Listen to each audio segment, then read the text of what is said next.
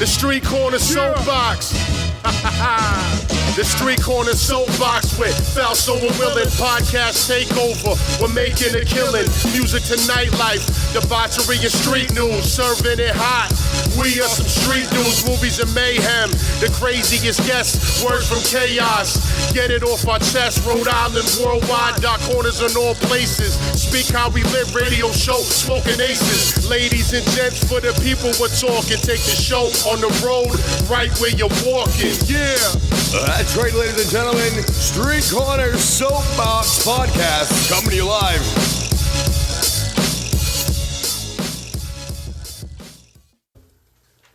That's right, boys and girls. We are back. Street Corner Soapbox. I'm here with my brother, Lord Willin. Yo. What's the deal? Main guest today, DJ Krazee Rae. My brother. Yes. What's going on, guys? What's going on, bro? Yo, before we get started, I just want to plug our Patreon. You can subscribe to our Patreon and help support the show and get bonus content. It's patreon.com/streetcorner_soapbox2020. So we appreciate the support. Follow us on Instagram, Street Corner Soapbox. Like us on Facebook. StreetCornerSoapbox.com is the website. Yeah, everything's on our website, so you guys can definitely. We will be having merch soon too for sale, so stay tuned for that. Oh yeah. And with that being said, my brother DJ Krazee Rae is in the fucking building. What's going on? What's going on, bro? How you doing, man? To be here. Great to have you on, bro. Yeah, bro. Mm-hmm. I've known Ray for a minute, man. He's also my barber. Shout out to Blends and Shaves Barbershop, Charles Street, Thank you. Salute to Providence. What's the address over there, right? Yeah, 821 Charles Street, Providence, Rhode Island. So if you need a cut, make sure you well, nowadays you gotta book appointments ahead of time, no walk-ins, right? Yep. So you gotta hit them up though. Hit them up, Blends and Shaves, and one of the best barbers around for sure. For real. I try to be. No, definitely, man. There's no, you've had a steady clientele for as long as I've known you, man. Kick this guy's head shape. I traveled all over when he's going from different spot to spot before he opened his own shop. You know what I'm saying? So I remember you used to work off right. What was it? Fucking Chalkstone. Yeah. I had a spot over there. It was like, Union Ave. I used to walk to the bakery. Yeah. You always used to wait. Which one, Sal's or yeah, Sal's. Sal? Yeah, and you were on Union Ave before that. And then before that, I was in JD's Rest in Peace. Yeah, rest in peace, JD. Yeah. That's where I started. He gave me the spark, and then I ran with it. Word. So, why don't you give us a little introduction, your background, where you're from, and how you started off DJing? Well, I'm originally from New York, Word. Yonkers, New York. I was born in the Bronx. Moved out of the Bronx at the age of 9, and then I moved to Yonkers, and that was it for me. I watched everything out there in Yonkers, everything there was, from the Locks, DMX, Mary J. Blige. But before all that, my uncle, he's an old school DJ from back in the 70s and 80s. His name is DJ Louie Lou. You can actually Google him. And, he worked with Greg Nice from Nice and Smooth and T-Lay Rock, which was the first artist of Def Jam. And, they did a song called It's Yours, which Nas sampled off of The World Is Yours track. But my uncle, at the age of 8, I used to watch him, in and out of limousines and stuff like that. And I just fell in love, and that was it for me. So, yeah, your uncle was doing it for real with T-Lay Rock, the Greg Nice. Greg Nice, right? Nice and Smooth. Yeah, because back in them days, there was a beatboxer, a DJ, and then an MC. And Greg Nice was the beatboxer, and my uncle was the DJ, and T-Lay Rock was the MC. So your uncle was basically your inspiration again, the DJ. Exactly. Yeah, you guys live that. You seen that glamorous lifestyle. Yeah, from the beginning. Those are the early days of hip hop, man. Yeah, I remember, Greg Nice coming upstairs. He used to play with my hair. That's crazy. You know what I mean? And I didn't know none of it. I was just like, wow, this is my uncle DJing and all that. Word. So, it was just, I seen a lot of good things growing up, and a lot of things that inspired me, to where I am now. Yeah, you were around some pioneers of hip hop. Yeah. Of the culture, man. That's oh yeah, when you're in the city. Yeah. You learn from the best, some of the best. Man, I grew up in Yonkers, and then the best thing about Yonkers was, man, you seen it all. You seen Jada chilling in the street, Styles chilling in the street. And, I grew up with J Hood. He was one of my best friends. Dude, I fucking used to love J Hood, dude. Yeah, J Hood was one of my. We still talk to this day. Oh, for real? And we we lived in the same building. Well, I lived in the building, then he moved in, and then that's how we connected. Word. So yeah, I was gonna ask you too. well, you're already telling them, but I was going to say, you got any interesting hip hop stories from growing up in New York, being in Yonkers around, D Block coming up, which is the Locks, DMX, is Rough Riders and all that, and then the Bronx too. But you already started on that, so. DMX from Yonkers, right? Yeah, DMX was from Yonkers. I used to see DMX before he blew. We used to hear him in the corners and stuff because a lot of the, the drug dealers and dudes in the corners used to have their radios playing DMX on freestyles, DJ Superior mixtapes. But, I remember very, very, very keenly back in the day when I was coming home from school. And I remember seeing this kid sitting in the front of the stoop of my building in 125 Yonkers Ave. And I said, yo, what's up, man? How you doing? He's like, oh, how you doing? I'm like, what's your name? He's like, Josh. I was like, oh, my name is Ray. I was like, yo, anytime you want, man, you come upstairs. I got the DJ equipment. His eyes lit up. And then, I was like, I DJ. He was like, oh, yeah. A couple hours later, I hear a knock on the door. It's J Hood. J Hood, he had a composition book just like the one I'm seeing right now. Yeah, well, the old school. And I'm like, oh, yeah, you rap? He was like, yeah, I rap. And that was it. And then, the Locks used to chill like around the corner from where I lived at. So J Hood made his way down the hill, Whitney Projects, right by D Block Car Wash. Well, it wasn't D Block Car Wash at the time, and that's how he blew. Oh yeah. You know what I mean? I remember when he started with D Block, dude, he was dope. But then I don't think he's not with D Block anymore, though, right? She discovered him before anyone because he was young as shit too. He was 13 when I met him. He went by J Love. He didn't go by J Hood. He went by J Love. Shout out to J Love though, the DJ, classic mixtapes, Queens dude. Yeah, man. Yeah, so that's what happened with that, and I remember him coming upstairs mad ecstatic, and he was like, "Yo, I just met Sheik." I'm like, "Yeah, all right, whatever." Like, "Yo, you don't believe me?" And I think we made like a quick little bet. I grabbed the Money, Power, Respect vinyl because I had it on vinyl, and we ran down the hill. I had that vinyl too. And I met Sheik for the first time. I used to always see him, but I met him. He was like, first thing he said was, "Oh, word, you got the album?" He gave me £1. He introduced me J.O. and introduced me to him, and he signed it. I still got it to this day. Oh yeah. Nice. No vinyl no more, man. Well, no, it's still sold as like a novelty. A lot of people collect vinyl. Yeah, it's a nostalgic now. Yeah. Not for DJs or anything, but I mean, no, you frame them and shit. No. There's people out there that buy vinyl now. Yeah, there's people that I know. Some people that have sick record collections, man. They still play them. They got the turntables, everything. I still got my record collection. Yeah, no doubt. I've seen yours. Yeah, definitely. Yeah. He got a pretty extensive record collection for sure.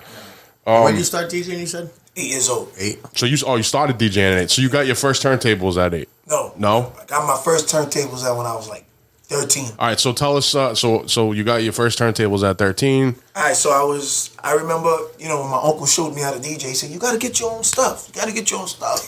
What was you rock? You were rocking his stuff before that. I was just going to his house. He's like, "Yo, get your own shit. You got to get your own stuff, man." I'm like, "All right," but my mom and dad they didn't have money like that. Yeah. So me, I remember I was 13, and I remember I was saving bread up. I was just saving bread up, selling things here and there. And I had like $36, and I remember there was this dude. His name is DJ Sugar Shack. You know what I mean? And I remember he called me one day. "Yo, I'm selling these turntables. You want them?" I'm like, "How much you want for them?" He's like, "Give me $35. Damn. I'll go over there right now." And they were Geminis. Oh yeah. They were Geminis. So I rode my bike over there. And I brought a string with me, a long piece of string. And I remember he was like, "Yo, how you going to carry 2 turntables?" I said, "Don't worry about it. Just give me the turntables." So I gave him the money. I took one turntable, I carried it on the arm, and I took the other one and tied it on my handlebars. And I drove home. And I went in the nice part of Yonkers because I didn't want to go in the bad part because I didn't want to get robbed. Gemini starter kit, remember those? And then from there, I just started buying vinyl, and then I didn't stop. Started making mixtapes. Practicing in the bedroom type. Practicing every day. My mom used to come in there with the broom on the break shit. Play it dumb loud. Did you DJ any parties early on or anything like that? Like out in Yonkers? Yeah. Yeah, I used to do after school parties. Nice. And, you know what I mean? It was different era back in them days. Yeah. You know? I had like 3 crates of records. Yeah, I remember that. Carrying crates was a horror, dude. Yeah, man. That's how I started DJing, so I remember. So then, when did you get into the mixtapes? What was the transition? The thing about the mixtapes, I fell in love with DJing because of the mixtapes. Okay. Not just my uncle as an inspiration, just pushing me like, "Yo, this is what I want to do," but the mixtape game is what I wanted to do. I remember I was in the 1st grade and they were asking kids, "Oh, what do you want to be when you grow up?" "Oh, I want to be a pilot." "Oh, I want to be a cop." They asked me, I said, "I want to be a mixtape DJ." You know what I mean? So, anyways, to make a long story short, I always followed Doo-Wop and Kid Capri growing up. Legends, They used to go at each other. They used to battle each other, and then Ron G's and the Clues before, you know what I mean, and all that other stuff. So I always wanted to be a mixtape DJ, man. That was my thing. I used to just spend my money on mixtapes. Go to 3rd Avenue, Sandy's Fashion, buying 4 or 5 mixtapes at a time, going home, going to the dollar store, buying like 2 packs of blanks, dubbing them in my tape deck, selling them in school. Like, that's how I made my bread. So, you know what I mean? But the mixtape game was something I always loved, because I feel like the DJs, the mixtape DJs, are the true A&Rs of the streets. I believe that. Yeah, absolutely. Especially back then. Yeah, yeah. So how did you transfer over from doing mixtapes and DJing to becoming a barber? Well, I fell in love with music at the age of 8. I was in the Bronx, and I heard a beat. Like, it just caught my attention, and it was Gangstar, Take It Personal. And that was it for me with that. But I remember when I just bought my turntables, I remember saying to myself, I want to learn how to cut hair. My mom had a pair of clippers, and I'm like, Mom, can I get those? She was like, yeah. Started messing up my own hair. And then I gradually started messing up my friend's hair. And then after a while, I started getting a little better. And then I just had enough courage to go up the block, Walnut Street, and talk with the local barber, the owner of the barbershop. And he said, come here every day and help me sweep up. Like an apprenticeship, kind of. And he kind of put me under his wing, and that's how I learned how to cut hair. Word. So you just started like most people probably do. And then, so you were cutting hair out in Yonkers for a while? Yonkers, yep. And then, so you eventually... When did you start cutting hair? At the age 14. 14. Oh, wow, yeah. Yeah. You started You've been on that a young. grind, kid. Yeah. You had a lot of years in the barber game, too, for sure. So then, you're out there cutting hair, doing your thing with the DJ stuff, and then you moved to Rhode Island.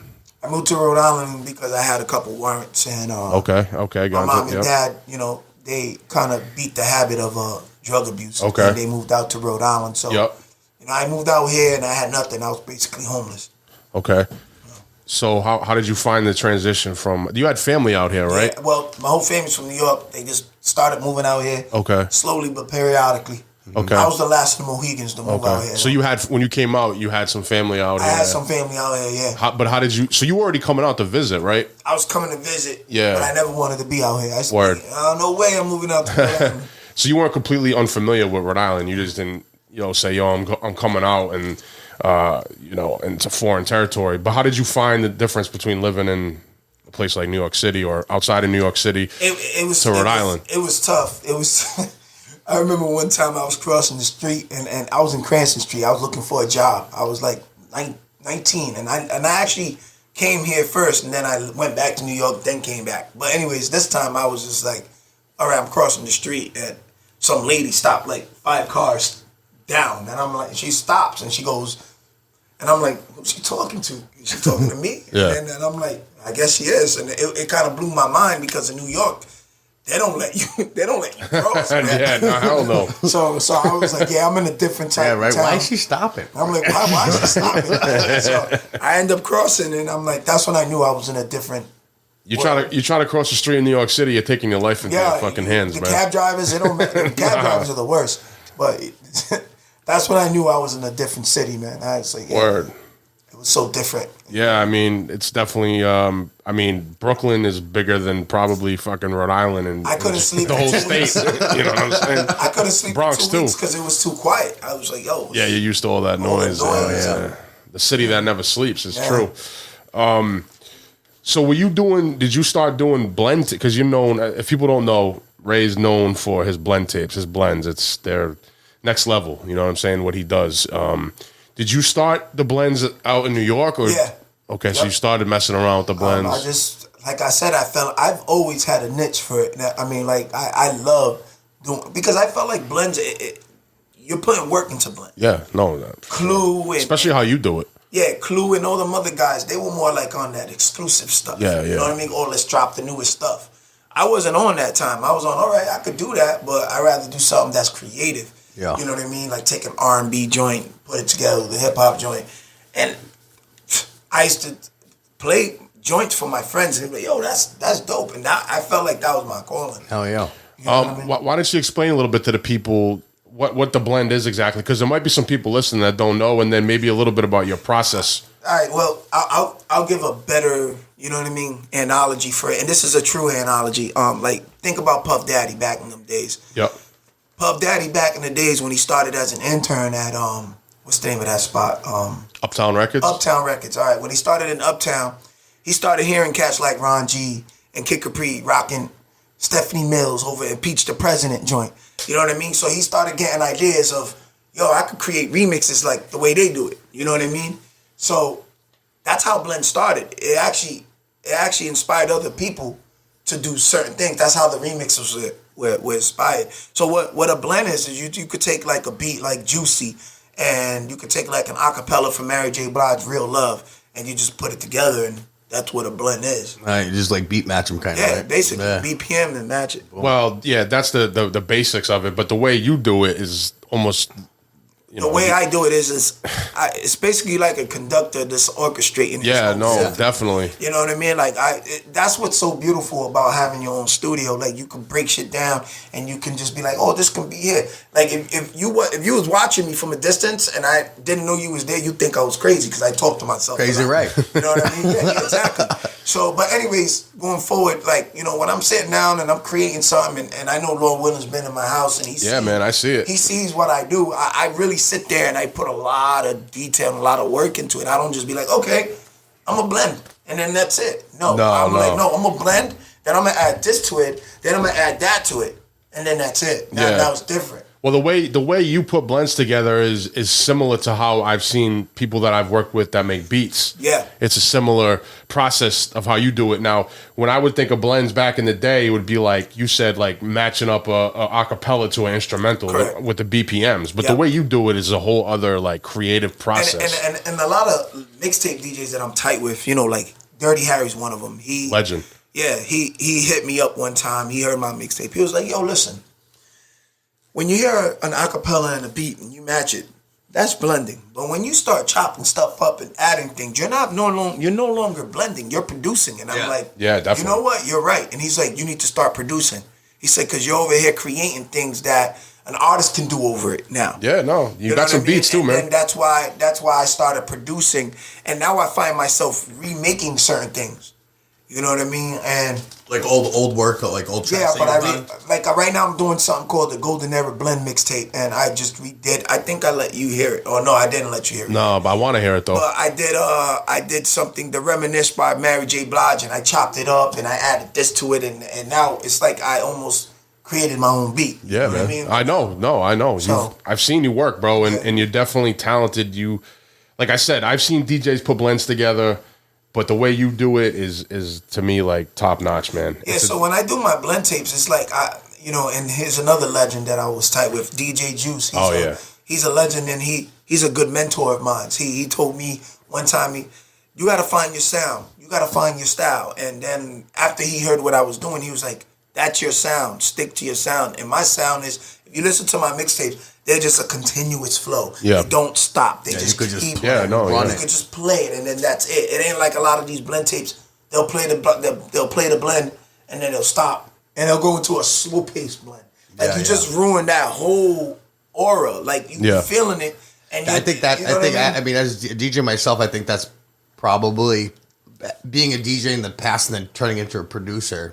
You got that niche because like as a DJ you wouldn't go from 112 to 89. You know what I mean? You kept it all flow. Yeah, exactly. And that's another problem that a lot of the clients have with DJs. They're like, oh, can you put this on? I'm like, bro, you gotta let me get there. I gotta bring it down. I gotta work my way there first. I'm not gonna just go and play what's the name of that joint? French Montana. Pop that. Like, I'm not going to just jump into that after I'm playing Real Love from Mary J. Blige. That's not going to happen. Well, that's the difference between, to me, a true DJ, a good DJ, and someone who's just playing songs. Yeah. Mm-hmm. In technology, I don't want to get down a whole rabbit hole of this, but technology has allowed it where a lot of... Yeah, you can sync it and fucking... Yeah, I mean, I don't even call some of these people DJs. And from working in the nightclubs and you too, Rob, you know, we've seen a lot of that. Yeah. Oh, of course. I seen it. I still see it. And you too, Ray, you know. I see it all the time. And, I follow a lot of heavyweights. Yeah. Because Well, they don't want- you got cosigns from fucking legends in Yeah, the I mean, hip hop game and in in a the humble way, mixtape yeah. game. And even some rappers. I mean, you've DJ'd for French Montana. You did stuff with Max B. Yeah. You did stuff with D Block, the Yep. Locks. Want maybe talk about that a little bit? Max B, you see, my thing was I was trying to find my way in the mixtape game. I met Big Mike. Shout out to Big Mike. Shout out to Big Mike. He's my brother. I met Big Mike. Big Mike, you know, one thing he always told me was, he said, listen, you got to lock down your town first. Then you work your way around.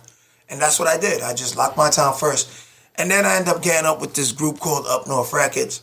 I think they're still around. I remember sure. Up North. Yeah, so, you know, they end up bumping into Max B, I guess, making a phone call. They want to do some features with him.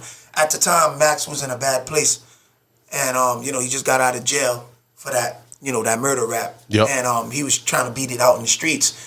And, you know, Max was grinding, and that's when he formed his buzz. So I seen he was beefing with Jim Jones, so I talked to him. I said, yo, Max, I want to do a mixtape called Life After Bird Gang, because that was Jim Jones's label, Bird Gang. Right, yep. So I said, all right. He said, all right, you want to do a mixtape, Life After Bird Gang? Talk to P. TP was the owner of, part owner of Up North Records. And I got the drops from Max B. We did Life After Bird Gang, and we sold over 10,000 copies. Damn, man, word, man. That's I mean, dope. and I did three different titles. Well, when I dropped the mixtape, I made sure I dropped five different titles at a time. Yeah, you're killing it with that. You So just dropped two mixtapes. Yeah, so I did like a Max B, I did like a D Block joint because, you know, the streets wanted that. Yeah. Then I did like an R&B joint. Then I did like a what's that called? R&B joint.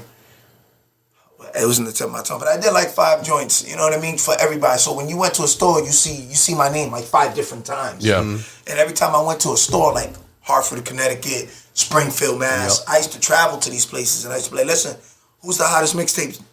Oh, this guy right here. All right, put that next to that. I'll give you 10 more CDs on me if you put my mixtape next to his. So whenever the That's good, consumer was how you gotta looking do it. around, they see Krazee Rae right next to his all the time. You know what I mean? Yeah.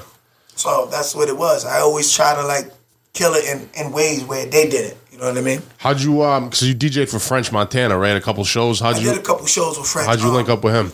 Well, because of Max. Okay, that makes sense. When I did a couple joints with Max, I remember I did a mixtape, the second Life After Bird Gang, but it was called Grand Cru Music because Max liked to drink Grand Cru. That was the old Remy Martin. That was called Very Special, but now back in them days it was called Grand Cru. But I remember, you know, French Montana started tagging along with him because he had the hottest DVD called Cocaine City. Yeah, I remember that. So Max was the hottest voice in the streets. So you seen French before he blew up too, pretty much. I seen French when he was just on his grind. Yeah. You know what I mean? So what happened was, you know, we used to just bump into each other. And I remember when I dropped Life After Bird Gang, the second one, which I had Jim Jones in a casket. And I had Max looking over it. And that right there, that just blew the internet up. Yeah, I bet. I remember I was sitting there, shout to Dame Grease, because I met Dame Grease. Another legend. Dame Grease, he actually produced almost the whole DMX album, the first one with him and P Killer Tracks. But anyways, moving forward, I remember I was sitting next to Dame Grease and one of his peoples, which was Goon Music. They pulled out their iPhone and they had my cover on their wallpaper. And that's when I knew I was on. Oh shit! Hell yeah. So I used to bump into French here and there, and then I remember we had to do a show up in New Bedford called the Sky Room, and you know I told TP, I said, "Who's DJing?" "Oh, we're gonna get Big Mike." I said, "Listen, you get Big Mike over there, we're gonna have problems. You better have me and my man do it." So that's when I DJ'd for his joint. You know what I mean? He did Straight Cash, and then you know Max got locked up, and then French took over the wave and just. Yeah, right. Brought to the next level. I mean, so persistence basically got you in some of those spots that you ended up in. Well, my thing was I took advantage of every opportunity I had. Yeah, you have to. When I was in the crib with Max, I wasn't kissing ass. Yeah. I wasn't smoking weed with him. Who's that? Oh, that's his manager. Let me get his number. Yeah, you were networking. Oh, that was Dame Grease. Let me go and get his number. Like, word, where you doing tonight? You DJing tonight? Where you do? Oh, I'm over here downtown. Oh, all right, I'm coming through. Next thing you know, you meeting other artists. That's how I got cool with a lot of the G-Unit cats too. Yeah. Now, So speaking of DJing shows, you've DJ'd a good amount of nightclubs and parties and stuff like that. How do you like that compared to just working on the blend tapes and mixtapes? I mean, I feel like it goes hand in hand. I mean, that was one thing when I was grinding with the mixtapes. I did every show they possibly gave me. Yep. If Big Mike was doing a show, I say, yo, Mike, I want to open up. I don't even worry about paying me. Mm-hmm. You know what I mean? Because I knew there was going to be cats there that We'll see, you know, like big scouting dogs. kind of. Exactly. So while I was doing stuff like that, I'll bring like 2,000 mixtapes, and then I have my peoples pass them out to people in the crowd. Word. So it'll go hand in hand. I mean, I traveled to Fall River. I traveled to the Bronx. I traveled in Connecticut. I traveled Boston and Mass. I did all kinds of things everywhere. Yeah, you put your shit out there. Well, I know you said to me, there's a lot of, but also in the nightclub scene and stuff, there's a lot of politics and bullshit you got to deal with. A lot. And you know what? That's one thing I try to stay away from. Because, technology hurt it a little bit. You know what I mean? Well, there's a lot more people without talent doing things. Exactly what I'm getting at. Like, a lot of the technology makes it so much easy for anyone to be a DJ. I mean, you learn doing on vinyl. Exactly. I mean, you gotta fucking slow the pitch. Exactly, you it's everything. different. You gotta play it by ear. It ain't playing it by Serato. You know what I mean? It ain't playing it by Serato is what fucked the game up. Well, I mean, Serato. I say is a gift and a curse. Well, who the fuck was the DJ? He fucking died. I can't think of his name. God damn it. He died? Yeah, the fucking DJ AM. Oh yeah. And he said Serato's great, and he was a beast. But he goes, it just gives me a third hand to fucking do other shit. Yeah, there was an interview I saw with a DJ, old school DJ. I forget his name, but Jazzy Jeff. He said it might have been. He said he goes, Serato makes a whack DJ good, and a good DJ great, and a great DJ untouchable. Yep, and that's why I love Kid Capri, man. I mean, he's just the man. You gotta understand, when you had vinyl, the way Kid Capri moves and the way he selects his records, you have to go and dig, bam, bam, bam. Yeah. But with Serato, he's just like bam, bam, bam, bam, bam, bam, bam. And you could do fucking 8 decks, exactly at once. So, I mean, me, I'm a different type of DJ, man. I mix it all around. Like, I don't just stick to one thing, and you know what I mean? I play a little bit. I can play the trap. I can play the R&B. I can play the 90s. And that's what's beautiful. That's the beauty about me coming up creative in the game. Yeah. You know what I mean? I can bounce around. You're not just sitting there. You started at 8 years old. Hip hop was hip hop. Yeah. It's not like just trap music all day. Yeah, you're not just sitting there hitting play. And then I see the, obviously I'm not going to name names, but man, I've seen DJs just Probably fucking. Don't have to. No, but like, dude, like, working in the clubs and stuff, you see these guys, they're not even at the fucking mixer, the turntables, whatever they're using. They're off in the fucking, at the bar and with the pre-recorded sets. Studio, yeah. You know what I'm saying? Like, that's not impressive to me. I'm like, these guys are getting paid. Like, I want to hear you DJ. Yeah. You know what I'm saying? Like, definitely. Especially if it's a bigger name too. Krazee, how many times we've been working and we hear the same fucking playlist? Oh yeah, dude. How about that? They just play every single time they come in and DJ. Every weekend they play the same exact shit. I can tell you what the next 3 songs are coming up. Fucking. I listen to a lot. And the thing is this is what keeps me on my toes. I'm still a student in the game. I'm humble enough to understand that there's always room for improvement. And I do that with my personality, me being a friend to you, cutting hair. Yeah. And it stretches as far as me being a DJ. Right. You know what I mean? I still listen to guys like Kid Capri and guys like Funk Flex and guys like Ty Boogie. Shout out to Ty Boogie. You know what I mean? And Danny D and all them other guys, because I want to see what they're doing. Want to stay sharp, man. Stay on I want point. to see what they're doing. There's always room to learn. Yeah, I don't hate. You know what I mean? I really stay to myself as far as Rhode Island, because you know how these DJs out here. You know what I mean? And I just stay to myself. Yeah, man. I know that. DJ anywhere currently out here? Or just like the everything's shut down now, but there's people that give me calls. The last place that DJ was the Rosendale. But fucking fuck. Oh yeah, I know. I DJ there. That was the last place before COVID came and shut down. But you had the spot one socket.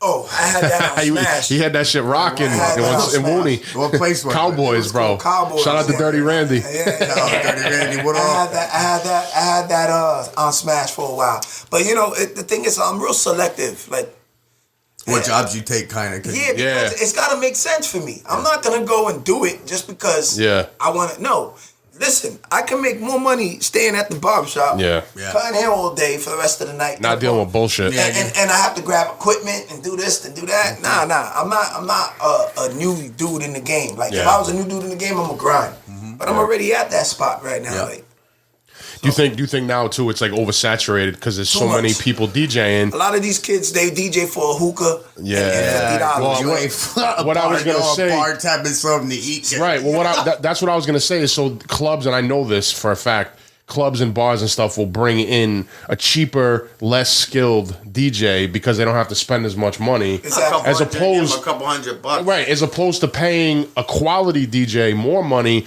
but who's actually good and is going to really rock the crowd. And a lot of people, you know what I'm saying? A lot of people don't get a lot of people don't get like what really goes into it as far as like bringing, like you're saying, back in the day, carrying fucking crates or fucking setting up, bringing, like a lot of these places when you started, they didn't have, you had to bring your own shit, your own everything, probably. Yeah. There's not, like now you can go and I can just plug in my phone. Yeah, right. Exactly. Dude, you know? Listen, I saw somebody. Calm down. No, but listen, I saw someone DJ off of like, I think it was fucking iTunes. Yeah. You know what I'm saying? They were getting paid though. You're getting paid like whatever, maybe even if it was $200. And I'm going to be honest with you, a lot of that has to do with the promoters. Yeah. And I'm going to tell you why.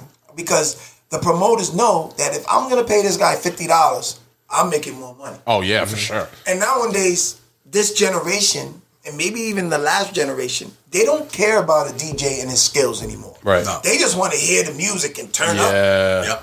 Yeah. That's what it is. That's what it's all about. But I think that's technology too. That like you said, is a gift and a curse, you know? Yeah. No, ruined it. How about this? One place that we worked at brought, I won't say who, but they brought in a very, very big name DJ, expensive. Like, this guy gets paid a lot of money to DJ, he gets paid for one show more than what some people make in a year.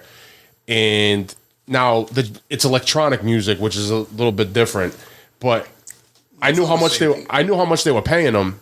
And when he got up there to DJ, I was like, yo, for real, dude? I was like... And like you said before, it's all pre-recorded. I was like, yo, this guy's getting paid what some people... He's getting paid more than what some people make in a year. And this is it? Yep. You know, I was like... I seen that when I was DJing for your spot. Yeah, yeah. And the dude, he's a good dude. He's a cool dude. I know. Well, that's a smaller scale, but you know what I mean? Yeah. Like, I remember he was playing, he was killing it. And I went up to him and I said, bro, you gotten better? Because I know him. Yeah. But you need to chill with the pre-recorded mixes. Yo, because your hands are up all the time. How you DJ? Yeah. Well, you're at the bar. You're fucking down the street. I seen DJs go outside. Fucking, they're outside bullshitting. Fucking, I'm like, yo, what the fuck, dude? Like, I don't know, man. It's not what. Like, I came up as a hip hop kid. And I seen DJs battle, fucking mix, juggle, scratch, cut, blends. I mean, that's what I personally want to see. Yeah. I mean, obviously, when you're DJing in a club, you can't sit and scratch all night. No, you know what I'm saying? And beat juggle, but how many DJs? How many DJs can actually fucking scratch? Not nowadays, probably less than ever before. And that's why I practice as much as I do. You know what I mean? I still practice to this day. Yeah, I mean. You have to, man, because you'll lose it if you don't. Well, you have to practice because if you don't, every song is different. So all the new shit, you could do your old, like all the old stuff, which is fine, which is great, and classics. But you still have to learn the new music, new drops, new everything, because otherwise you're not gonna know what the fuck. You know what I mean? Now, one way that Rob and Krazee Rae can relate is, you know, Ray, you DJ'd in the Gentleman's Club for a little while. I know that, and then that's where Rob comes from, pretty much. Boys and girls. I hated it. You hated it? I hated it. It's different though. So like, I love the money. The money's great. Like 2 weeks, but I remember. I'm not to cut you off, Rob. No, you're good. I'm gonna explain to you why I stopped. Because there was some chick that I didn't even know, and she was like, "Oh, you know my man." I'm like, "Who's your man?" She was like, "You cut his hair." I'm like, "Who? His name is such and such." I'm like, "What?" Like, "Oh, all right." She went back and told the man that I was DJing there, so he got mad and told her she can't work there. So she went back to the mother of the house and said, "I can't work here because he's here." And then they come to me and they're like, "Well, you can't work here." And I'm like, "You know what? Then I don't want to work then." Like, it's not my problem. They chose their occupation.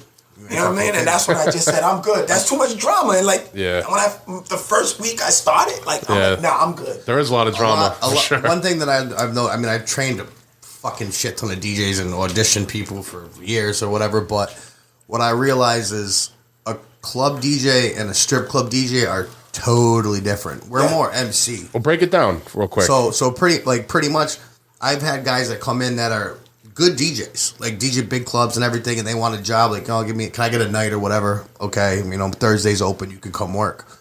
But then I say, you got to talk. These motherfuckers don't talk. Yeah, like some don't. Your main job. I mean, you just as a strip club DJ, you're just gonna be like give personality. Personality. You gotta fuck with the girls, and you gotta be like informative or whatever. Informative? Yeah, I don't know. Informative. Yeah, informative. And like a lot of times, okay, we'll talk. You gotta call a setup. I'm like, call it what? I'm like, yeah, you gotta talk. Like, introduce the girls. Promote the fucking girls. You gotta talk about champagne rooms, this, and that. Yeah. The promotions, Well, and they get stuck because they're not used to talking. I think It's almost like having my game in the club. Yeah. Well, I think strip club DJing is more about like the personality. It's not actually like you're not in the strip club like fucking mixing and cutting and doing all that. Whereas, I mean, even in the nightclubs, you're really not, especially nowadays. But it's really about the personality. Plus, you want to be good with the girls so you get tips. Another thing is, I mean, if you're DJing at a club, you're only playing under 60 seconds of a song. Usually, right? You know what I mean? So, like, but I got they're getting paid, as you know. One song at a time. When I DJ, I cue, even, I mean, I'm not going to play playing the full song. You know what I mean? I can't play, like, Pink Floyd and fucking 18-minute song. You know what I mean? Right. But you gotta flip it. So like we cue everything at 3.5 minutes. Yeah. Because the girls are listening to the same music. I'm like, how pissed off these guys would be if I fucking cut everything at a minute. Yeah, I know. 25 They go by like 2-3 songs or something. Yeah. Now, Ray, you've DJ'd weddings too. I know that. I fucking hate. And then Rob, you've DJ'd weddings. I refuse to. But there's good money in the wedding scene, right? Great wedding. Then, like I said, they gotta really blow me away with an offer for me to leave. Word. Like, I hate doing weddings because they so meticulous. You do wedding for like 14 I remember just recently, like maybe not even a year ago, I had to do a wedding, and I was like, all right, make sure y'all send me the songs. So Yeah, right. Because weddings, they want certain shit played. They didn't send me the songs. So I went to the spot with all my stuff. I'm like, okay, where's the songs? Oh, here they are. I'm like, so you're not giving me a USB? Oh, but you can't download them? I'm like, so I have to download them while I'm packing? Yeah, well, you know what's crazy about it? And I'll go on a little bit of a rant, but now it's easy with technology because now I can go on and download this. But before, in some places you didn't have internet. Now I can, if you don't have internet, I can tether it from my phone. Yeah, exactly. Whatever, it makes it easier. But I'm meeting with the bride and the groom. This is their day. And fucking, I've been meeting with them 6 months in advance. Exactly. I have a whole fucking program that we're going to do. Everything's like kind of choreographed, I guess. And I got this. I did a Polish wedding. Hell yeah, Polska. Yeah, you already know. I had to play polka music. Hell yeah. And they know. But then this girl's the bride's sister's fucking hammered, or you know what I mean. And then they're gonna come up to you every fucking 2 minutes. Oh, can you play? Oh, can you change it? Can you change it? I'm like, no, I can't change the music until 9 because that's when the old people leave. They don't want it to be hype right now. They want you to eat the cocktail, the garter, the stupid fucking games. Yeah. And then I was like, dude, I can't deal with this. Yeah, it's too much. Because like this is their fucking day, and just because you're fucking hammered, you want to fucking listen to fucking turn up stuff. Yeah, like, fuck Joe. All right, well, switching. So, how do you? How is it being a barber in Rhode Island compared to New York? I mean, it's too busy in New York. Yeah. You know, I mean, the way I look at it is, I love Providence in a lot of ways. It saved me. Yep. You know, I always go by a quote. I say the Bronx made me. You know, Yonkers raised me. Providence paid me. Oh yeah. And that's how Providence. It treated me so well, and I got so much love for everybody out there. You know, although I represent Yonkers, and the reason why I represent Yonkers is because that's what shaped me to be the man that I am today. Mm-hmm. But Providence, they did so. I got so much abundance because of Providence. Yeah. You know what I mean? And friends. Yeah. And money and everything. Well, it's a small city too, so you. So with the barbering thing, it's just I love it, man. I mean, I know a lot of people, and I met a lot of people, and I'm still meeting a lot of people, and it has made me into an accomplished man. Would you rather have a shop here or New York? If that was here, 100%. Even though New York, you probably too much competition. Yeah, true. That's true. You know what I mean? Yeah. You got to understand. There's a barbershop everywhere nowadays. Mm-hmm. You know what I mean? Everywhere you go, there's a barbershop. Yeah, man. I mean, what's crazy to me too is about the barber game is I got friends that are barbers out in Boston and stuff, And some of these shops, dude, they're charging crazy amounts of money for a haircut, bro. Buddy, listen, I'm not gonna say the shop's name, but it's right up the street. Yeah. And I went, and I always tip, because my barber takes care of me. Sometimes I'm late or fucking whatever. Yeah. But I'll call last minute, can you get me in? And he does, because I take care of him. Yep. So I made an appointment up the street, and I was like, hey, can you just take me quick? I need a cut, blah, blah. So I just went up here, and dude, it was like $45. I was like, $45 fucking dollars. Like I pay with, it's like $25, and I'll give him $45. I'll give him a $20 tip because he took care of me. Yeah. But now I gotta pay you fucking 60 fucking fuck. I know, no, it's crazy, bro. And it's like a mediocre. There's places I've heard that they're doing pretty much close to $100 haircuts, bro. Oh yeah, they're cranking them out. They only doing that because they're taking advantage of the pandemic. Yeah. No, this is even before that. Yeah, this is before. Right now, there's a lot of people doing that, and I think that's not right. You know what I mean? Like, I will never ever do that to any of my peoples, especially the ones that followed me from the beginning. Yeah, of course. You know what I mean? Like, I won't ever do that. Exactly, and I'm loyal to them, and I'm not gonna do that. That's what it's about. Pandemic. Well, I think maybe shops in certain places where there's a lot of money, their customer base is maybe a little different, so they can afford and get away with charging that much for a haircut. Exactly. Whereas, and you're in the hood, you know what I'm saying? Motherfuckers don't got, $50, $60 plus dollars for a haircut. You know what I'm saying? Like, how many chairs you got in your spot? I got 4. 4? Well, I want to ask you, so you paid your dues definitely as a barber. I remember some of the different spots you worked at, which we talked about. So how was it to go from working for someone at a barbershop to opening your own spot? And I know it's something you wanted to do for a while, and you did it. And I'm kind of glad I went through that experience with working for owners, because it taught me growth as far as business. Yeah. I had to go through the trials and tribulations to where I am now, because now I understand. I kind of take more of appreciation of it now. Yeah. You know what I mean? Yeah. So going from JD's, rest in peace, James, going to Union Ave, and then going to Chalkstone, and then from there I had to leave there not because of my doing. Yep. But I had to leave there, and then I had to go and work for somebody that I used to get a haircut from. Right. And then I went to my own place. It kind of taught me a lot, like, in opposed of, I don't want it to be too ghetto, no disrespect. Yeah, no. I don't want this kind of behavior, because I went through everything. No doubt. You know what I mean? So that's why. But you learned through time what works and what don't, what kind of people you don't want really sitting around. Because you could have kids in there. Exactly my point. Exactly my point. Let's be real. I mean, coming up in the city and stuff, and you go to the barbershop, and it's like, I've waited fucking 2 hours for a haircut. You know what I'm saying? And the other thing is, the barbershops in a lot of communities are the places where everyone congregates. People talk shit. I mean, I've seen fucking fights. People are hustling. People, it's like the spot, like where everyone comes together, and there could be a lot of drama and bullshit going on. Exactly, and that's what I didn't want. And like, if Lord Willing comes in there, here's a perfect example.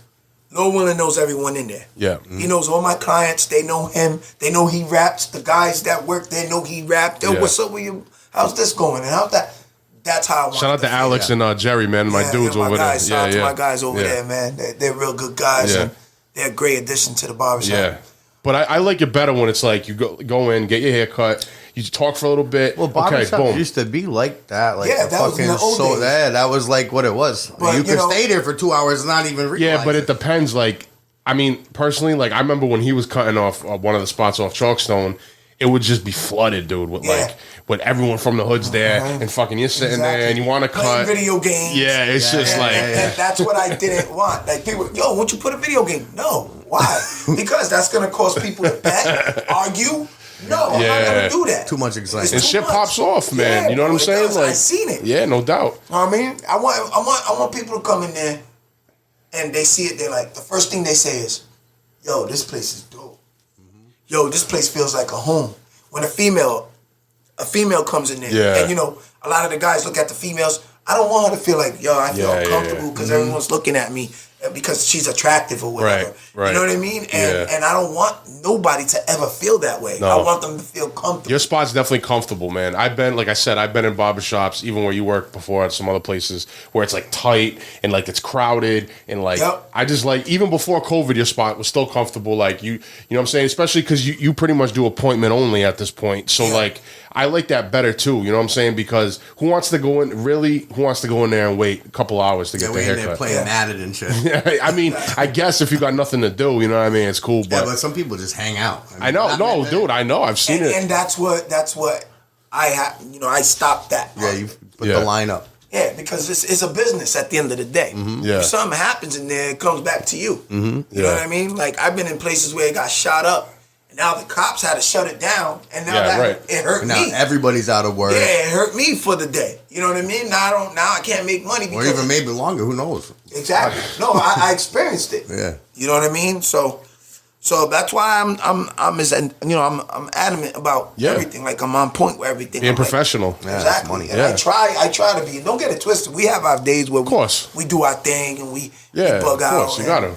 And all that. You know, it's still a fun environment. In every business. It's not a bad gig because I think being a barber too, you kind of get to be yourself.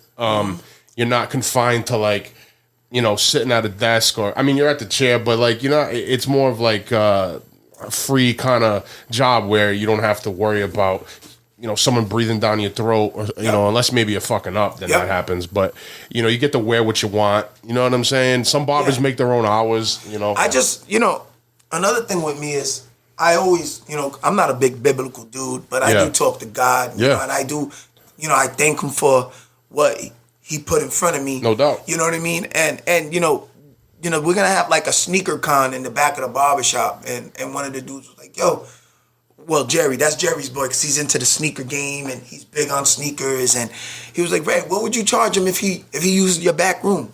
I said, nothing. He was like, what do you mean nothing? Why am I gonna charge him if I'm gonna help him out? You know what I mean? Yeah. I'm not gonna charge him. How dare I do that? You know what I mean? Let me try to uplift him and let him, and put him in the back so, when he could do his thing and whatever it is what it is. Well, you're being a good dude too, just being a stand-up guy doing that. Yeah, but it's more than that. You know what I mean? It's cross-networking. Because some people that maybe never been to your shop, they're gonna come for this. Exactly. Yeah, and you get more business. I'm gonna send an extended invite to you guys. Maybe you guys, I just thought about this now. You guys can set up a small table and y'all can interview certain people live. Let's do it. You know what I mean? So now it's not no longer cross networking with my barbershop, but it's cross networking the sneaker store and street corners, Soapbox. Yeah, so let's do that's it. the way that's why I look at things. You know what I mean? It's not a lot of people that want to help people hand in hand. Right. Well, that's part of it, man. I've always been big on that too, man. One hand wash the other, both wash the face. Who said that? Jadakiss. That's why we got into this fucking thing in podcast game in the first place. Is cross promote with everybody, not just DJs, not just rappers, tattoo parlors, bike shops, fucking restaurants, fucking everything. Just showing love to everybody. Create a network and create success for everyone. I want to shout out to a barbershop. Rob, you like this spot. It's called Boston Barbershop in the North End. Dope fucking spot. The dudes are mad cool. They have actually a tattoo parlor in the back of their barbershop. They actually really dope, man. And the fucking place is covered in like gangster mob memorabilia. Really dope spot. Yeah, man. I filmed the Omerta MIA video I did. Shout out to Omerta, yeah. Absolutely. Big C, what's up? I shot in front. I get some shots in front of the shop, man. It's a really fucking dope spot. We're gonna have to go next time we go to Boston, maybe next week. But that's a cool spot. But I dig it, and it's professional. I like Ray's shop is professional. Yeah. I mean, I've been in barbershops where it's just been like grimy. You know what I'm saying? Like, but I like that professional vibe. You know what I'm saying? You could chill. When you do your lineup, you can smell cigarettes on your fingers. What do you think that the state of hip hop, quote unquote, has for 2020? Yeah, where do you see hip hop because right now now? everything's kind of like. I mean, I do like. Oh, you know what? Actually, before we get into that, I wanted to ask him one thing on the barber tip. How have you seen the COVID situation affect the barbershop industry? It affected everyone. It didn't just affect the barber industry. I mean, you got to understand, and I tell a lot of the clients this, and I even talked to the inspector that came in recently to check up on me. with the whole COVID thing because we have to follow protocol, whatever. Right.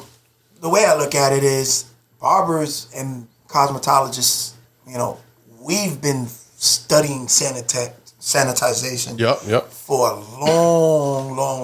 That's what's in our DNA. Yeah. We have to disinfect clippers. We have to wash our hands. We have to. So it's not really an adjustment as far as that. As far as cleanliness and shit. Exactly. Yeah. So like we're clean. We wear gloves. Right. We wear now we got to wear our masks, of course, and then I had to put my partitions up. But I think it has affected to a certain extent. I mean, we can't have a lot of people in there all at once.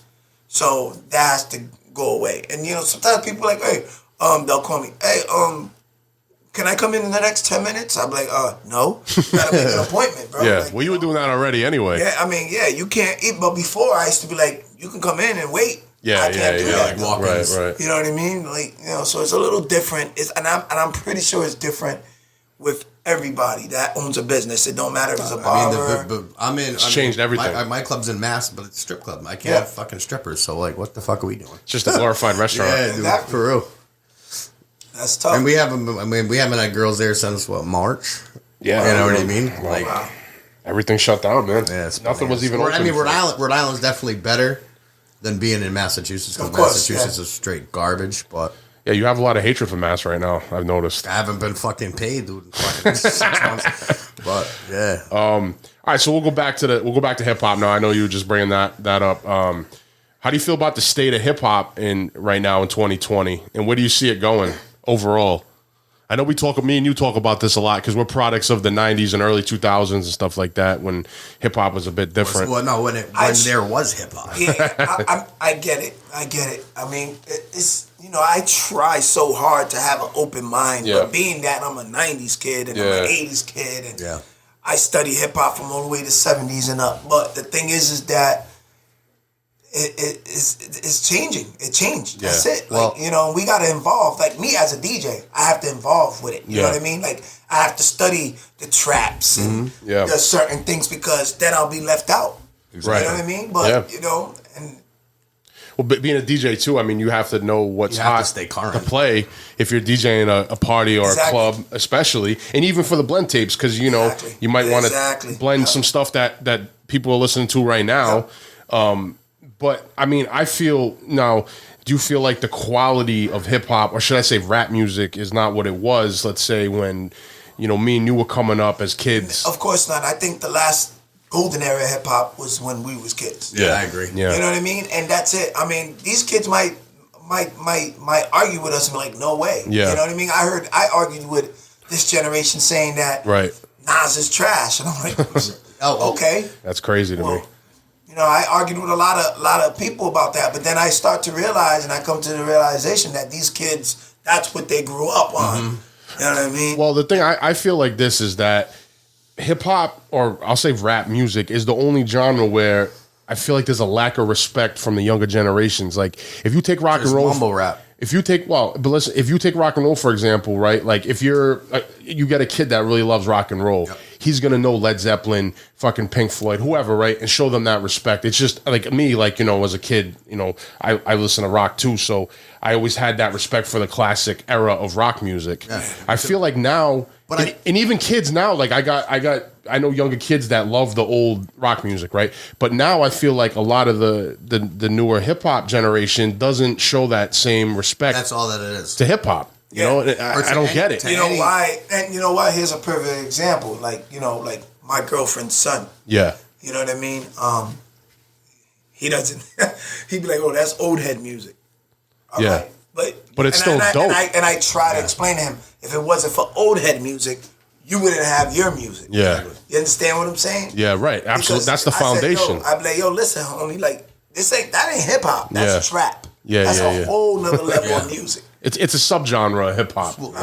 Snoop Dogg said it the best, and he was making like a kind of like comparison to it, and he said back in the day, like when you talk about 80s, 90s, everybody had their own style. Yeah. Nobody sounded the same. Right. If you were, they called you a biter. Yeah, exactly. You got dissed. Now every motherfucker sound the same. It's every beat. Like I hear people. I mean, even my brother. Yeah. He recorded in my mom's fucking office, like on a freaking. I don't even know if he had a microphone. What did he fucking use? But he sounds like everybody else because it's the beat, the hook, and then the same type of lyrics, and everything is the same. And a lot of these, they don't put no substance in there. Yeah. Like, well, because look at all these trap songs. They're like 2 minutes, a minute, 50 seconds. They don't even spit full verses. Exactly. And like hip hop, our era, we had 3-4 minutes. Yeah, man. You went in, bro. Minutes. You know what I mean? Like you went in. Didn't sound like everybody else. Another thing too, I saw Busta Rhymes before COVID, a spot I was working at. He came through and he said something funny to me that resonated with me. He goes, back in my day, he goes, motherfuckers were rapping about dealing in the drugs. Now they're rapping about doing the drugs.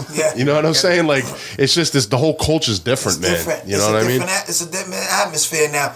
And you know, the culture's different. The kids, the generation is different. You know, the way they dress is different. And that's going to happen. That's going to happen no matter what. I just feel like there should be more respect for the foundation. Oh, the way some of these You know what I'm saying? And you know, I don't feel like we get it all the time. I mean, once in a while, I'll bump into a young cat. Yeah. And they'll be like, yo, I like Nas. Yeah. You know, yo, I like this guy. Yeah. I'm like, oh, really? Oh, all right. And I get impressed. Like, Yeah, wow. for sure, bro. You know what I mean? Okay. Yeah, me too. I've run into some too, and then there's actually, I think, a resurgence of that boom bap sound. You got cats like Joey Badass. He's like probably 22 years old, but he came out making straight boom bap. And I was talking to some kids not that long ago when they're like, there's actually a whole sound coming up right now of kids that are resisting the trap stuff, and they're doing more of the 90s era, which is dope for me. It's dope. We'll come back. Yeah, I mean, and you got Griselda blow the fuck up. You know what I'm saying? Oh, man, that's what they do. You know what I mean? And that's what's beautiful, man, because it's like a breath of fresh air when you hear Griselda, because they still got that muddy rap, and it's like that shows that you can still do it. In this era. Yeah, and I think they're opening the gateway for artists that are doing that kind of style to come through. You know, and for someone like me who leans more towards that stuff, it's great because I'm like, yo, okay, maybe it's a breath of fresh air, and it's also like this might be an opening for my music, you know, in a way. You know what I'm saying? Because people do want to hear this. I seen random kids walking around with Griselda hoodies on in the club, you know what I'm saying, in Boston, in Improv. Like, I'm like, okay, so this shit's catching on, dude. Yeah, exactly. You know what I'm saying? And I'm sure being signed with Eminem and Jay-Z has helped, you know what I mean? But I think hip-hop, honestly, there's still a lot of good rap music coming out. You just got to know what to listen to. Exactly. I agree. There's a lot of good music out there. You got to keep your ear to the street. Of course. You know, I was telling him that the other day because, you know, Papoose just dropped a new album, which is dope, by the way. And Rob was like, oh, I was a fan, but I didn't even know he was still putting out music. And I was like, yeah, man, you know, it's not as promoted as some of this other stuff. But I love Papoose back in the day. That's why you got to keep your ear to the street because there's good shit still coming out. Yeah, it's not played on fucking 5 and that's the radio to me is pretty irrelevant at this point Jay anyway. Hood just dropped something with Twins from Infamous Mob. Oh shit, yeah, Big Twins, man. Shout out to Big Twins. Yeah. Like, you know, nobody knows that. I actually shared that. You know what I mean? Because my man actually I'm gonna check directed it. You know what I mean? So dude I grew up with in Yonkers, and then, you know, my man Hood. Yeah, man. Yonkers too, but so that brings me to, what are you currently listening to right now for music? It's funny you said that. I'm listening to Westside Gunman. Hell yeah, dope album. The new shit, right? Yeah, I'm listening to a lot of Griselda. Yeah, man. I love their producer. Benny the Butcher's fucking killing it. Conway. I like Danger, the Danger's producer, beats and is fucking Beat Butcher, and you know. Yeah. I'm listening a lot to. Right now, a little while ago, I was just listening to DMX. You know, I still go back to the old stuff. Yeah, he's sounding dope on that Locks joint though, the new Locks album. Yeah, that whole Locks. That Locks album's fucking dope too, man. Fire, yeah, they're still killing it. You know what I mean? DMX looks great. Yeah. He looks healthy and he sounds good too. Yeah, man. He still got that fire, man. Yeah. That track with Casanova's dope too. There's still, like I said, there's still a lot of good stuff coming out from older artists, and then there's still, you know, a lot of good stuff coming out from newer artists. Just dropped some. That's pretty fire. Davies is dope. You know? Absolutely, man. And these are bars. And that's Nas's artist, Davies. Yeah, right. You know what I mean? So yeah. There's still, I mean, there's a lot. And I think that's what it is between, like, you know, like you as an artist, me as a DJ, Rob as a DJ. Like we look forward to, we appreciate hip hop. Yeah, absolutely. You know what I mean? So when we hear guys like Davies or Griselda, we just be like, yeah, like we love it because we don't hear it often. Right. It's not what you're gonna hear. Like if you go to a club, you ain't. Yeah, exactly. You might hear something here and there. You know what? You know what fucks me up is when like they'll play like 15, 20 seconds of like Rough Riders anthem. I'm like, oh, it's just about to drop. Just to get they hyped, just man. play the intro and they cut it. I'm like, what the fuck? You know what I'm saying? I remember Like, back in the days, they used to play Shook Ones and everybody. oh man, that's timeless right there, man. Yeah. Like that's the stuff that is just timeless music that I don't think it matters what generation you came up in. It's just like classic rock. It don't matter what generation you came up in, man. Like that's timeless fucking rap music. Yeah. I agree. You know what I mean? Timeless hip hop. Facts. So you got any upcoming projects you're working on? I know you just dropped 2 mixtapes recently. If you want to plug those. Oh yeah, I just dropped Blend Bangers Part 7, which was very anticipated. I didn't realize how anticipated it was until it dropped. Yep. I must have sold over 500 digitals. Word. And I did 2,500 copies of each because I dropped an R&B vibes. Oh, shit. So that's 5,000 copies, and I'm down maybe a little under 600 copies of each. And I gotta ship out to Big Mike because Big Mike wants a couple. So that's another thing with your market. You're kind of in a niche market with the blend tapes. There's still a lot of people that like blend tapes. Oh man, yeah. And you're still able, unlike a lot of other genres, to move CDs and physical copies. And you know what it is too, Lord willing, it's I think it's more or less because of you have to put a lot of energy into blends. Yeah. A lot. You can't just take the hottest 20 songs, put it on a tape, and then that's it. Yeah, it's gonna die out the next day. Yeah. Now people can go on the internet and do whatever they want. Yeah. But they can't go in there and create blends on their own. They could, but they don't. It takes a certain lot of work. skill. Yeah. You know what I mean? So, I made my name heard for many, many years with the blends. Yeah. So when people hear snippets of certain things I do, they're like, yo, I can't wait. Oh, I'm waiting. Oh, I'll send you the money now. I'm like, no. Just wait until it drops. You know what I mean? Yeah. And I hype it up. Right. So You build it up, people I get build excited. up the hype, and then when it drops, people just gravitate to it, and it sells well. And I'm lucky because Big Mike mentioned this to me recently. He said, you came in the game where the CD game was popping. So Right. you just made it Yeah. at the right time. Yeah. You know what I mean? Because now CDs are so obsolete now. You know what I mean? So But it's like second nature for you to market it too. yeah, so now when I do it, I still have stores. I got a DJ named DJ Arson who runs mixcdsource.com. Then I got my man, what's his name? I forgot his name. Mike at mixunit.com, which you probably heard of. Oh, yeah. You know what I mean? They buy off of me. And then you have another site called newmixtapes.com. They buy off of me. You know what I mean? And they don't buy the wholesale copies now. Now they just buy covers. But those are still units that's being sold. Yeah. So I respect it too because you're doing it independently, and you're also keeping CDs alive. You're keeping the hard copies alive. Yeah, I mean, and you know what's crazy? It's not even so much. Yeah, it is, but you know what is? I think it's more or less because people still love the hard copy. I do. Yeah, I mean, I'm a fan, man. I love. I mean, as a kid, I love going to the record store, same here. getting the fucking CD, cassette, vinyl, and opening the shit, looking at the art, looking at the shout outs, the credits. Yeah, I mean, that's exactly. how much I got into it. And now I still don't do that anymore. I mean, I do it now because Tidal and Spotify they offer that. You Yeah. look at the credits. Yeah. See who produced what and all that. See, I slack on that. But it ain't like it used to be where you can open up the booklet and see read who the shout-outs. engineered it. Yeah, read the shout outs, all that. You know what I mean? But yeah. I'm gonna be here until the day I die, man. I'm Yeah. always gonna drop CDs or Word, man. whatever. If I gotta drop downloads, I drop downloads. Where can people get your mixtapes digitally? Well, they can go on mixcloud.com/DJ KRAZEERAE DJ Krazee Rae. So make sure you go to Mixcloud. You got all your mixtapes on there, or Majority of them is in there. The only reason why I didn't release all of them is because I'm trying to I gotta look through all of them, and I want to make them with it. I don't want curses on my joints no more. Really? Because I want people to play their joints at church everywhere. It don't matter. Okay. Oh, that's good. Are you gonna start editing stuff, or just not put swears on there? Well, no, the old stuff that I did. I was wild back then. I used to talk shit about New England DJs and all that. Yeah. You know that. Yeah, So yeah. I don't want to sound like that no Yeah, more. yeah. I'm different now. You progressed. Yeah. Yeah. So like I want to reverse all those curses Gotcha. and take them away. That makes sense. You know what I mean? Yeah. Because, you You're know. in a different place. Exactly. I Yeah. want people to enjoy it in the car with their kids. Because Yeah, you got to no doubt. understand, our genre of hip hop Yeah. are older guys. Yeah. Yep. You know, they got kids. Yeah. They don't want to hear me screaming on tape, cursing. They want to Yeah. hear. These a kids nice- are fucking in the car singing WAP. You're already 7 years old. So the Mixcloud, make sure you check the Mixcloud. Any other social media or I'm on plugs for that? Facebook. I'm on Mixcloud. I'm on Instagram. Instagram. I don't really do the Snapchat thing. I don't even have a Snapchat. Yeah. But those are the two things I'm on. Facebook /DJ Krazee Rae.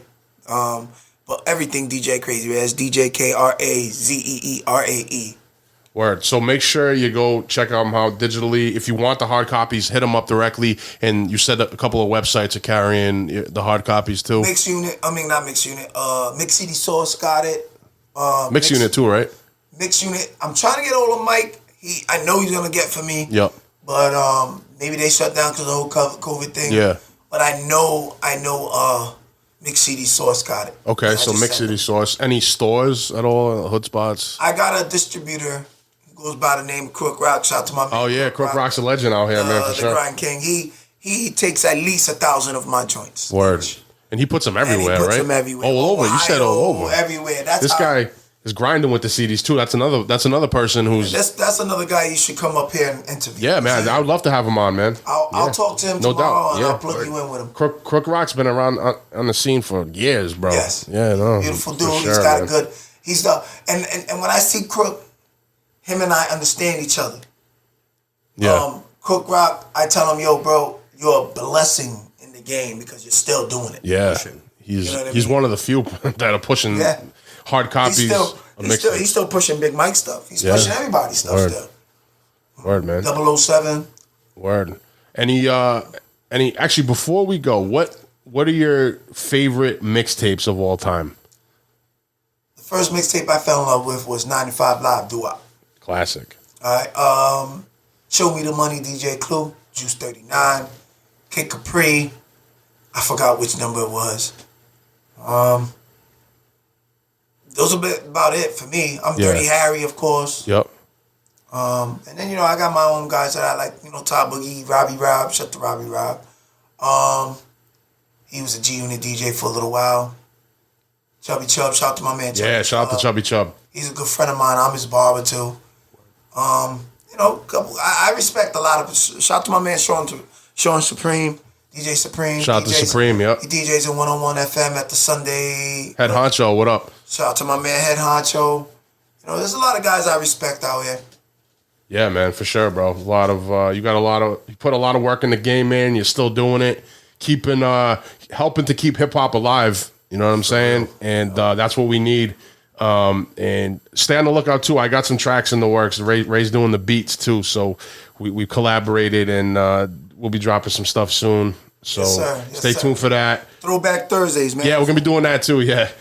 So Ray, man, thank you for coming on, bro. Oh man, thanks for having me, man. It was great. That was great. Anything else you want to say? We definitely appreciate your time coming down. Yeah, Definitely check them out. Social media, DJ Krazee Rae. that's right. Yeah, Krazee man. Ray. Hell yeah, dude. Thanks for having Appreciate me, it, man. Thank you, brother. That's it, boys and girls. Stay tuned. New episodes coming up. StreetCornerSoapbox.com, where you can plug the whatever site. Yeah, Patreon. He loves Patreon. Patreon.com/streetcorner one word _soapbox 2020. Join the Patreon. You help support the show, and you'll be receiving bonus content, exclusive episodes. Yeah, merch coming very soon. Also, stay tuned for merch. StreetCornerSoapbox.com.